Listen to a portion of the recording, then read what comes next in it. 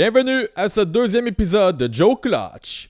Aujourd'hui, je vous donnerai mon analyse complète de ce premier match de la saison de nos Canadiens contre les Hurricanes de la Caroline au PNC Arena. Au début de la première période, on pouvait déjà sentir que le match allait se disputer à toute allure malgré les jeux brouillons des deux clubs. Le jeu de transition au centre de la patinoire était, selon moi, là où le match allait se disputer en voyant la vitesse de transition des deux clubs. Claude Julien roulait ses 4 trios convenablement, puisqu'on sentait de la part de tous les joueurs une intensité et une bonne préparation mentale. C'est vers la 16e minute de jeu en première période que le trio composé de Kotkaniemi, Drouin et Armia sont sur la glace en zone offensive en train de poursuivre la rondelle. Jonathan Drouin intercepte une passe de Jake Gardiner au beau milieu de la zone offensive et patine à toute vitesse sur le bord de la bande du côté droit et doit gagner son combat pour la possession de la rondelle avec les deux joueurs des Canes sur lui en couverture de zone. Comprenant bien la situation qu'un de ces joueurs deviendrait automatiquement libre dû au fait qu'il a attiré deux joueurs vers lui, Drouin voit Kotkaniemi libre derrière lui et lui refile le disque avec une bonne passe directement sur son bâton. Kotkaniemi contourne le filet vers l'extérieur et fait un tir du revers en plein milieu de la glace. Le jeu devient brouillon suite à l'arrêt de Peter Mrazek, mais Jeff Petry s'assure de venir appuyer le jeu en s'avançant pour donner un petit coup sur la rondelle et la renvoyer en fond de zone offensive pour continuer la menace installée par Drouin et Kotkaniemi. Drouin, encore lui, retourne en arrière du filet pour conserver cette attaque, mais finit par se faire enlever le disque. À bout de souffle, la présence de cette troisième unité offensive s'étire et on sent déjà les joueurs fatigués sur la glace. Donc, Claude Julien décide d'envoyer le quatrième trio sur la glace. Montréal contrôle maintenant le disque en zone défensive, pendant que les joueurs de notre troisième ligne offensive arrivent pour aller au banc. Chiarot ne reconnaissait peut-être pas encore l'importance de calmer le jeu et d'attendre que les joueurs de la quatrième ligne soient tous sur la glace et décide de faire une mauvaise passe en envoyant directement le disque vers Jonathan Drouin qui ne peut même pas capter cette passe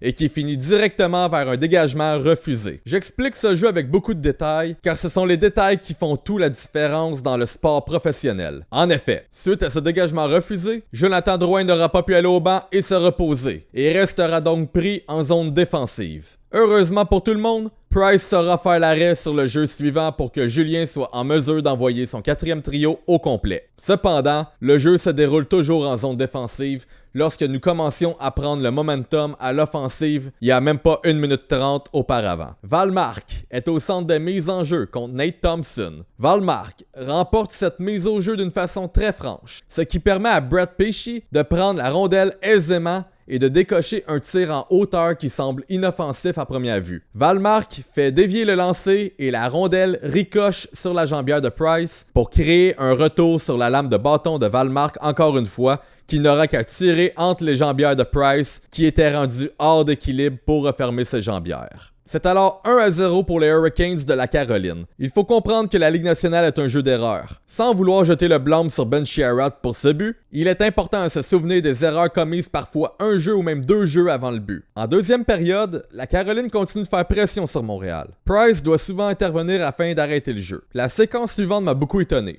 Le trio composé de Dano, Gallagher et Tatar prennent une mise en jeu en zone défensive. Eric Staal des Hurricanes précipite son mouvement et l'arbitre décide de le sortir de la mise au jeu. Teravainen vient donc affronter Philippe Dano à la mise au jeu. Dano se fait aussi sortir de cette zone puisqu'il aura agi avant que l'arbitre ne dépose cette rondelle. Tomas Tatar vient à son tour à la mise au jeu contre Teravainen. Fouillez-moi pourquoi, lorsque l'arbitre laisse tomber la rondelle, Tatar gagne de façon franche cette mise au jeu et l'arbitre décide d'appeler une pénalité contre le Canadien. Dans les règlements, lorsqu'une équipe procède à 2 mauvaises mises au jeu, comme dans le cas de Dano et Tatar, il y a automatiquement pénalité pour violation des mises au jeu. Pour ma part, je ne me souviens même pas d'avoir déjà vu une pénalité être appelée ainsi et je crois fortement que Tatar avait remporté sa mise au jeu de façon légale. Souvenez-vous lorsque je vous disais que chaque jeu peut découler vers un but. En effet, lors de cette pénalité, Dougie Hamilton, joueur de défense pour les Canes, prend un bon tir et son coéquipier coéquipier Martin Necas fait dévier la rondelle tout juste sous le gant de Price. Lors de cette séquence, j'étais furieux contre les arbitres et je ne pouvais pas croire qu'un appel de mauvaise mise au jeu puisse dicter l'allure du match inaugural. Cependant, la troupe de Claude Julien nous a déjà prouvé lors de la saison dernière qu'ils peuvent être tenaces. Et de plus, le match est encore jeune, puisque nous étions seulement au début de cette deuxième période. Le trio de KK était sur la patinoire lorsque Joël Armia réussit à mettre son équipe en jeu de puissance, lorsqu'il se porte en attaque avec Drouin et Kotkaniemi, et que Brett Pesce lui fait obstruction devant le filet de la zone adverse. À 15 minutes 51 de la deuxième période, restant environ 1 minute 8 à cette supériorité numérique, Domi avance pour la mise au jeu devant Eric Holla à la droite de Peter Mrazek. Holla gagne la mise au jeu de façon franche et le disque se transporte en arrière du filet de Mrazek. Armia vient faire un beau jeu en coupant la passe du défenseur des Canes. L'attaquant Warren Foegele vient aider son coéquipier en lançant le disque dans le coin. Mais Tomáš Tatar intercepte ce dégagement en zone offensive, se dirige vers le centre de la patinoire, décoche un bon tir et compte. Ce but aura un effet de catalyseur pour le CH. Le jeu se transporte en zone défensive avec le trio composé de Kotkaniemi. Cale Fleury, jeune joueur de 20 ans, disputant son premier match dans la Ligue nationale, vient neutraliser Foegele et le disque devient libre pour Drouin qui contourne le filet de Price en montant la patinoire vers la droite. Il fait une belle feinte en zone neutre pour déjouer son adversaire et continuer jusqu'en zone offensive avec une bonne rapidité. Mais Drouin fait une mauvaise passe vers Lekkonen en plein milieu de la zone offensive et Jacob Slavin, joueur en défense chez les Canes, harponne le disque vers la bande de la zone offensive à droite. Drouin, s'apercevant que son jeu n'est pas fonctionné, freine d'un coup sec et au lieu de faire le tour du filet adverse comme le faisait si souvent par le passé, il revient sur ses pas pour aller chercher lui-même la rondelle qui était devenue totalement libre. Il décide de refaire le même jeu à Lekkonen au milieu de cette zone offensive. Artturi Lekkonen tire sur le gardien qui donne un retour de lancer. KK était posté tout juste devant le gardien Mrazek et prend ce rebond pour contourner légèrement, finit par tirer dans le coin supérieur droit du filet. Premier but de Jesperi Kotkaniemi sur une patinoire à l'étranger. Allez voir mon premier vidéo où je lui souhaitais justement de trouver le fond du filet à l'étranger le plus tôt possible afin de lui enlever un poids sur les épaules. Il faudrait commencer à m'appeler Nostradamus maintenant. C'est alors 2-2 et il reste encore 14 minutes 39 à cette période. Ensuite, Price multipliera les gros arrêts afin de garder son club dans le match et ainsi préserver la marque de 2-2. C'est lorsqu'il restera 3 minutes 30 à cette période médiane que le troisième but des Canadiens survient.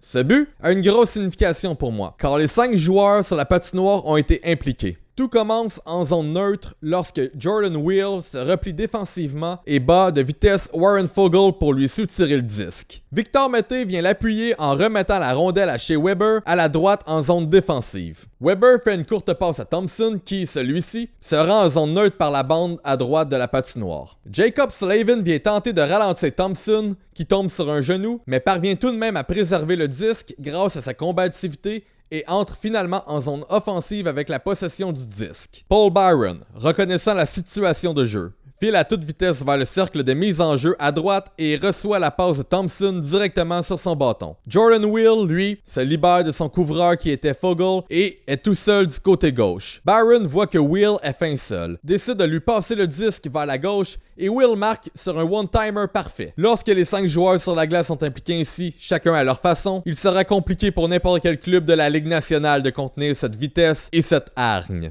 La fin de la deuxième période s'annonce que les deux clubs sont encore pratiquement coude à coude, puisque le match reste très serré malgré l'avance des Canadiens par un but. En troisième période, alors que nous sommes en supériorité numérique lorsqu'il reste encore 15 minutes 13 au match, le tricolore prend une mauvaise pénalité pour trop d'hommes sur la patinoire. Il restera 8 secondes à jouer à 4 contre 4 avant que les Canes ne tombent en avantage numérique. C'est Jesperi Kotkaniemi qui sera désigné à aller au banc des punitions. Nous retournons à égalité numérique, et avant même que Kotkaniemi ait le temps de revenir en zone défensive pour aider ses coéquipiers, Dougie Hamilton s'avance avec la rondelle. Passe à Dzingel qui celui-ci passe la rondelle entre ses jambes pour la refiler à Dougie Hamilton encore une fois qui vient appuyer l'attaque juste devant Carey Price. Hamilton décoche un lancer sur la jambière de Price qui donne un retour jusque sur la lame de bâton à Eric Holla qui n'a qu'à pousser cette rondelle dans la cage déserte du côté gauche. C'est alors 3-3 et les Hurricanes prennent le contrôle de ce match. Le Canadien peine à s'installer en zone offensive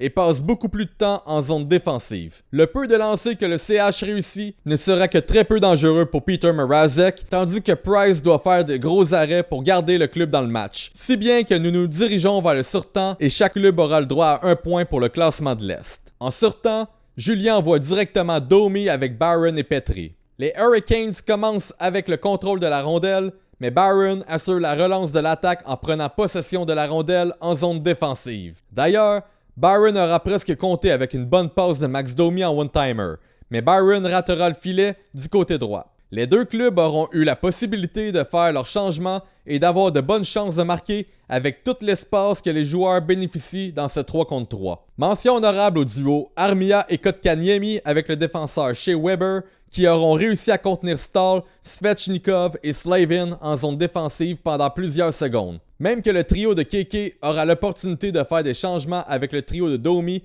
pour garder les mêmes 3 joueurs des Canes en zone défensive et les épuiser. En vain, aucun club n'aura l'avantage pendant ces 5 minutes de surtemps. Nous passons donc au tir de barrage. Le premier tireur à s'exécuter est Dougie Hamilton, qui fait de très bonnes feintes pour faire bouger Price afin de tirer entre ses jambières. Et c'est le but. Ensuite, au tour de Paul Byron. Il tire directement sur le gardien, donc l'arrêt de Mrazek. Eric Holla s'exécute en deuxième, mais Price intervient avec la jambière droite pour faire l'arrêt. Jonathan Drouin s'amène ensuite devant Mrazek avec une feinte toute en vitesse, et le goaler parvient tout de même à arrêter cette rondelle. Sans même trop savoir où elle était rendue, je crois personnellement qu'il a été un peu chanceux sur cet arrêt. Le dernier tireur pour la Caroline sera Teravainen, qui s'exécute du revers. Mais Price fait l'arrêt avec son gant. Tout repose donc sur les épaules de Nick Suzuki. Il patine avec vitesse, fait une feinte pour amener la rondelle de son côté du revers et tente de tirer par-dessus la jambière de Mrazek, mais celui-ci étend le bâton afin d'harponner le disque à Suzuki pour procurer la victoire aux Canes. Ce match était réellement excitant et je crois que cela donnera le ton pour le restant de la saison de nos Habs. Encore une fois, je vous remercie pour votre écoute, partagez cette vidéo en grand nombre, commentez et likez. C'est Jonathan qui vous dit au revoir. Et on se retrouve pour le prochain match contre les Maple Leafs de Toronto pour un prochain show de Joe Clutch.